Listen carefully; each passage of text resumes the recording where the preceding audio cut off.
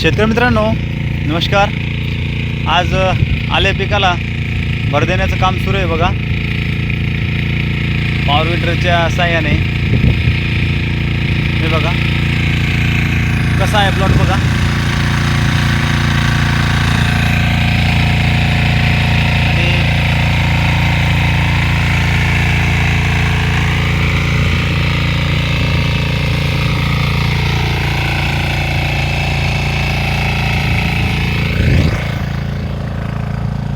हे बघा आले पिकामध्ये किती वेळेस भर द्यावी आणि कधी कधी द्यावी हे पण खूप महत्त्वाचं आहे। आले पिकामध्ये भर देणं खूप गरजेचं आहे आणि तेही कधी द्यायला पाहिजे किंवा कधी देऊ नये हे पण तेवढंच महत्त्वाचं आहे। शेतकरी मित्रांनो थोडक्यात तुम्हाला सांगतो की आपण अद्रक लागवड केल्यानंतर पूर्णपणे उगवण झाल्यानंतर जवळजवळ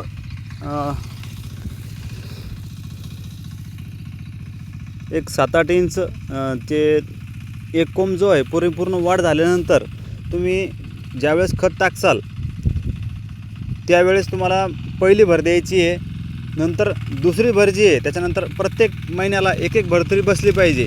आणि प्रत्येक भरच्या वेळेस तुम्ही कोणताही खत जे टाकत असाल ते जिथं तुम्ही वन टाईममध्ये जर 4-5 बॅग टाकत असाल तर तिथे 2-2, 2.5 2 विभागणी करून तुम्ही खत द्यायला पाहिजे, जेणेकरून प्रत्येक वेळेस जे खत टाकलं की ते माती आड होत राहील आणि प्रत्येक महिन्याला तुम्हाला त्याला जे खाद्य आहे आपल्या आले पिकाला ते पुरेसं होईल आणि प्लॉट जो आहे तुमचा ग्रीनरी राहील। बऱ्याच शेतकऱ्यांचं असं झालेलं आहे नियोजन की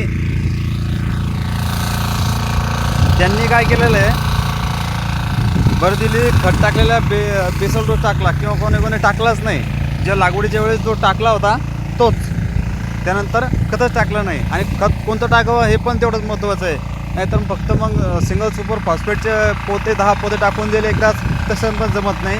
त्याला NPK आणि सूक्ष्म अन्नद्रव्य हे मुख्य जे खत पाहिजे बेसल डोसमध्ये।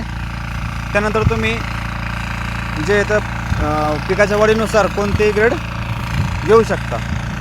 धन्यवाद।